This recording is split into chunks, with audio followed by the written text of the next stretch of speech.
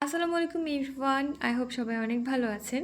ভেবেছিলাম বারান্দায় বসে এখন থেকে আয়েশ করে চা খাবো, আজকে থেকে। কিন্তু আমার সেই শখটা আর পূরণ হলো না। তো আমি বারান্দায় বসার জন্য একটা ছোট্ট টি টেবিল অর্ডার করেছিলাম আর একটা চেয়ারও নিয়েছিলাম। ভাবলাম বারান্দায় বসে একটু চা কফি খাবো।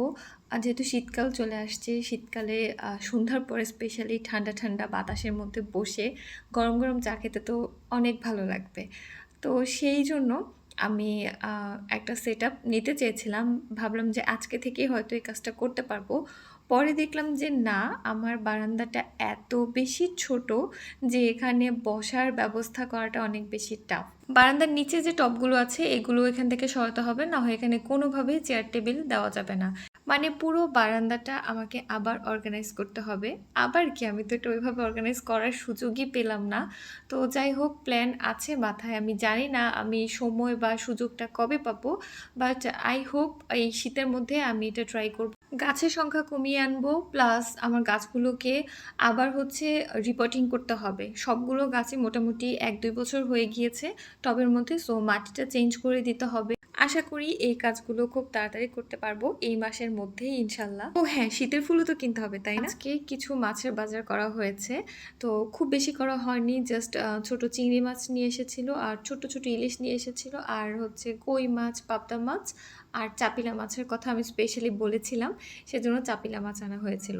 তো একবারে পুরো মাসের মাছের বাজারটা আজকে করা হয়নি। নর্মালি তুমি একটা উইকেন্ডে পুরো মাছের বাজার গোছাই, তবে আজকে সেটা করা হয়নি কারণ লাস্ট 2 দিন থেকে আমার প্রচণ্ড পরিমাণ ব্যাক পেইন। তো মাছ একটাও আমি কাটি নাই, বাট এগুলো মানে ধুয়ে ক্লিন করতে করতে আমার অনেক সময় যায়। আর ইলিশ আর চিংড়ি ওগুলো আমি এমনিই রেখে দিয়েছি, ওগুলো আমি কিছুই করিনি, জাস্ট যখন রান্না করব তখন কাটবো। আর বাকি এগুলো আমি কাটিনি, বাট এগুলো আমার ধুয়ে পরিষ্কার করে প্যাকেট করে রাখতেই কিন্তু অনেক সময় চলে গিয়েছে। আর ব্যাক পেন নিয়ে লিটারালি আমি দাঁড়াতে পারছিলাম না, এমন একটা অবস্থা। মেয়েদের অসুস্থতা বলে কি কোনো কিছু আছে বলেন? একদম বিছানায় পড়ে যাওয়ার আগ পর্যন্ত আমরা কাজ করতেই থাকি। যতই শরীর খারাপ লাগুক, দেখা যায় দাঁড়িয়ে থাকতে না পেরে একটু বসছি, আবার উঠে উঠে কাজ করছি। তো এগুলো যদি আজকে না গোছাই তাহলে আমি পরের উইকেন্ডে আবার অন্য একটা কাজ করতে পারবো না। যদি আল্লাহ বাঁচায় রাখে তাহলে পরের উইকেন্ডে অন্য একটা কাজ করার প্ল্যান আছে। তো আমাদের শরীর খারাপ লাগলেও আসলে কিছু করার নেই। আমাদের সংসারের কাজ, বাচ্চার কাজ এগুলো করতেই হবে। আর শুয়ে বসে থাকার তো কোনো উপায়ই নেই। তো যাই হোক, এখানে দেশি কই মাছ নিয়ে এসেছিল, আজকে পেয়েছে জন্য নিয়ে এসেছে, বাট এগুলোর গায়ে এত পরিমাণ কাদা ছিল, আমি এগুলো অনেকবার ক্লিন করেছি, বাট তারপরেও মনে হচ্ছে খালি কাদা জল বের হচ্ছিল। তো যাই হোক, আজকে আমি রান্না করব চাপিলা মাছ আর একদম ছোট্ট ছোট্ট মূলা। ওই মূলাগুলো দিয়ে চচ্চড়ির মতো করে করব। এটা আমি গতকালকে রাতে একটা ভিডিওতে দেখেছি, আর দেখার পর আমার এত খেতে ইচ্ছে করেছিল, আমি বলেছিলাম যে আজকে যদি চাপিলা মাছ পায় তাহলে যাতে নিয়ে আসে, কারণ এই রেসিপিটা আমার ট্রাই করতেই হবে। অ্যান্ড বিলিভ মি, এটা খুবই মজা হয়েছিল। আগে তো ছুটির দিনে খালি বিরিয়ানি, পোলাও, মাংস এগুলো করতাম। এখন লাস্ট কয়েকটা ছুটির দিন আমার মনে হয় কি সবজি কাটাকাটিতে বেশি সময় লাগে, সো ছুটির দিনে মাস্ট সবজি রান্না করতে হবে আর এই টাইপের দেশি খাবারগুলো রান্না করতে হবে।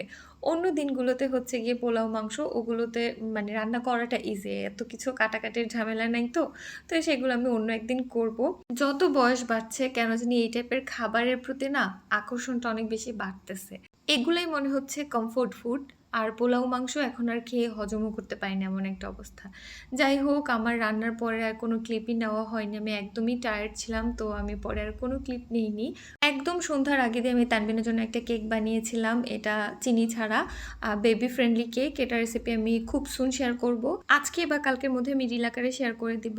সো এই ছিল আজকের ছোট্ট ব্লগ। সবাই ভালো থাকবেন, আল্লাহ হাফেজ।